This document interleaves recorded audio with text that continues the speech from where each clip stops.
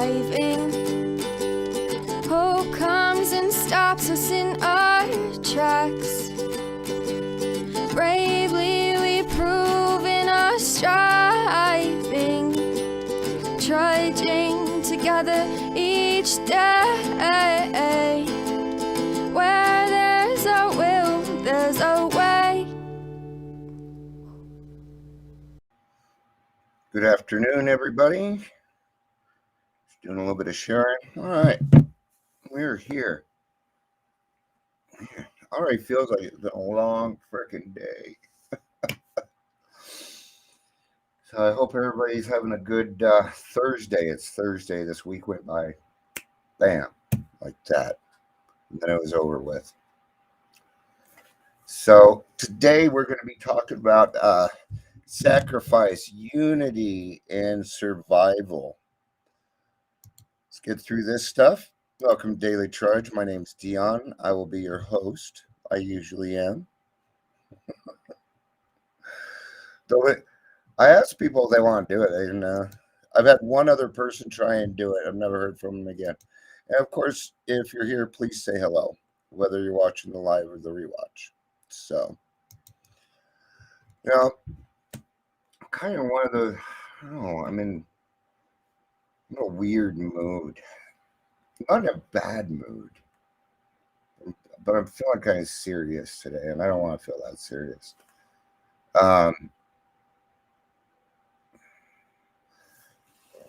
Sometimes I just put too much on my plate and I get wore out. And yeah, it's just when I do something, I want it to mean something, if that makes sense. Hi, Ingrid, way to handle those children. That's right, you take away their video games. Yeah, you guys, if you're my friend, I keep an eye on you, by the way. I do that with a lot of people. They don't know it. They don't need to.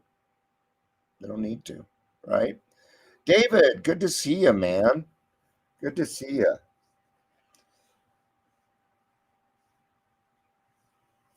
Yeah, it's like sitting right on the forward of my brain, but it's not coming out. So let's go ahead and get to the discussion. This is going to be As Bill Sees at page 220. And this is sacrifice equals unity equals survival. 220. Question is, what are we going to be sacrificing? Let's find out. Essentially, what this means is holding space for somebody, meeting them where they are at. And I don't know if everybody understands holding space for somebody. That means that you're available, that you have time to help somebody. Okay. And that's part of the sacrifice that we make, right? And I think that's kind of what's going on with me. I think I'm sacrificing too much. I tend to do that. I tend to sacrifice too much at my own expense. And I'm learning better and better how to not do that. I've been working on my self-esteem. Holy crap, we shot up to 6 people. Please say hello, and we're just getting started. So, in partnership, as we made spiritual progress, it became clear that if we were ever to feel emotionally secure, we would have to put our lives on a give and take basis. We would have to develop the sense of being in a partnership or brotherhood with all those around us. All right. I love this topic. It's about give and take. Give and take. And that's exactly what I was just talking about. But I'm going to use my relationship with my wife as an example on this. We went from 6 to 2. Okay. Whatever. That's why they didn't say hi. Sorry. I don't know why I take offense to that. I don't take offense for very long. We'll put it that way. So my wife and I, we have a give and take relationship. I give 50% of the time and I take 50% of the time. It's the only way it works. People like to argue with this. Oh, I give 100% to my relationship. Okay. Please don't say that you give 110%. That does not exist. Come on. That's your ego. I give 100%. So you're not stopping to take. Have you ever given something to somebody and it was unappreciated? How'd that feel? So when you do something for somebody and you even think it's their love language and they don't take it, do you know what's going on? They're too busy giving. See, the problem is both in the relationship, both sides are giving, giving, giving. Nobody takes, which means nobody appreciates the relationship. You've got to stop yourself and take 50% of the time. For us, this comes down to claiming spiritual progress. Claim it. I've made spiritual progress today, and I claim it, man. You gotta do that at the end of the night. Don't just think about all the bad things that you might have done. Those don't even come through my mind because I take care of it right away, right? Take care of it immediately. We saw that we would never give constantly of ourselves without demand for repayment. See? It'll become if you give, you're going to start to make expectations because then you're going to think, okay, something weird happened over here. That's all right. Okay. But you're not taken. Oh, well, that's selfish. No, it's not. It's part of being in a relationship. I talk with my sponsees all the time, and I tell them all the time, I love what you just said. I'm stealing that because it's true. I'm learning too. I'm going, good to see you. You don't need to say, I can't see them all. I have to log into chat. What the hell? I can't even, all right, give me a second here. Stupid. Stupid. All right. Well, I cannot post chat. So, no problem, Jerry. And that means I also can't chat back. Dude, that's like the worst place to lay. Okay? Come here. Come here. Come on. Okay. We saw that we would need to give constantly of ourselves without demand for repayment. When we persistently did this, we gradually found that people were attracted to us as never before. And even if they failed us, we could be understanding and not too seriously affected. Correct. What is that? That is emotional sobriety. Would you please stop laying on that cord? You're driving me mad. Okay. You've knocked over several things today. And next step is a beating. Okay. Love you. All right. Sorry, sometimes the cats need a little talking to. Yeah, that's how I talk to them all the time. I don't like beating my animals, but they need to be spanked. I'll give them the wallop. All right, the unity, the effectiveness, and even the survival of AA will always depend upon our continued willingness to give up some of our personal ambitions and desires for the common safety and welfare.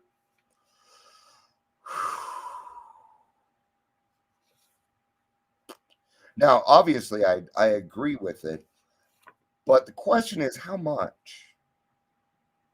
I don't want to give so much that I become a non-entity. Something keeps happening over here. Maybe I just move this. There we go. Maybe it'll stop. It really ticks me off. All right. Just as sacrifice means survival for the individual alcoholic, so does sacrifice mean unity and survival for the group and for AA's entire fellowship. So, what are we sacrificing? Mostly, we're sacrificing time. Okay. A lot of us go to meetings, 1 to 2 meetings a day, and that can take up some time. Okay. Um, Everybody in my family knows you don't call me between noon and 1 unless it's an emergency. So if my wife calls, this is usually what happens. Wife calls, pick it up. Is it an emergency? Oh, I didn't see the start time. Sorry. You're going to let that get you mad? No, she's human. She's human. Doesn't matter. Oh, you're interfering with what it is that I'm doing. Right. What else are we going to sacrifice? What are you willing to sacrifice? I myself, I've sacrificed a lot. That's why I'm getting, and I think it was too much. I think it was too much.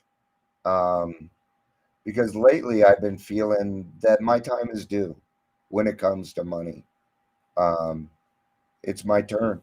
I need to make some money, and it's working towards that. So keep the prayers out there for. I still haven't heard back from Detox, so I've learned that I must sacrifice some of my personality traits for the good of AA. Okay, like my anger and my manipulation. And as a result, I have been rewarded with many gifts. False pride can be inflated through prestige by living in tradition 6. There it is. Where are you doing it for? You doing it for the prestige? Hey, look what I can do.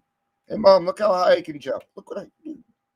It's what it feels like, especially when you go on Facebook and brag. Cooperation without affiliation is often deceiving. If I remain unrelated to outside interests, I am free to keep AA autonomous. Then the fellowship will be here, healthy and strong for generations to come. Failed to connect to chat. Well, thanks. Told you I'm in a weird mood.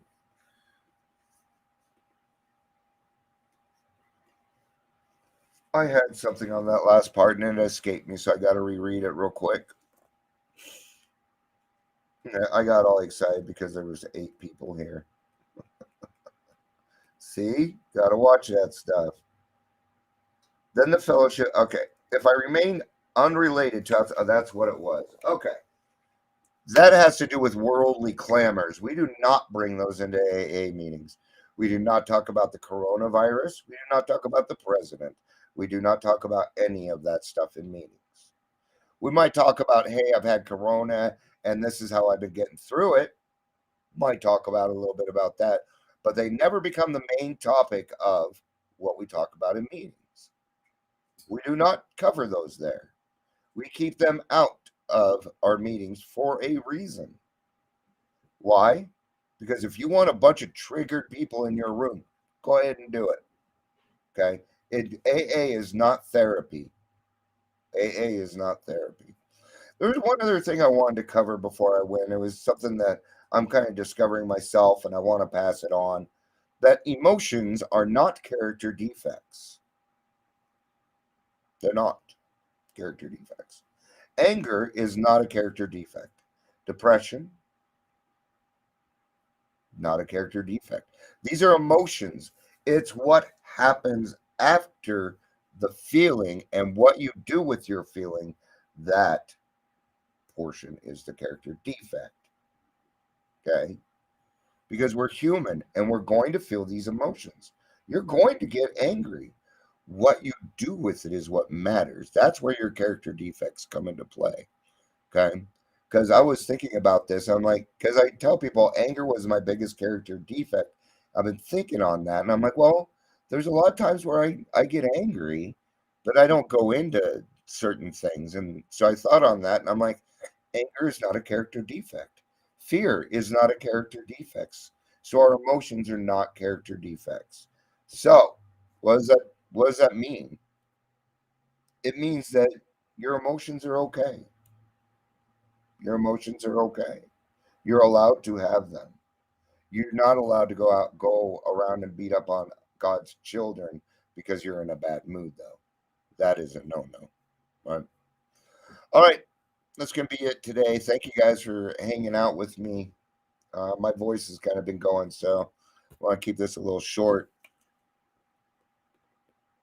Yeah, never thought about bringing up COVID. Yeah, huh? That's because the way it's set up, you just don't think about it. AA does a lot more for you than you actually know. Okay. AA does a lot more than what people realize. AA helps problem drinkers. Some people are not alcoholic, but they see the need for going through the program because of what they have. Okay. It plants seeds, it saves lives, it reunites families. I love AA, and I love you guys. Thanks for being here. Peace out and have a day. Bye.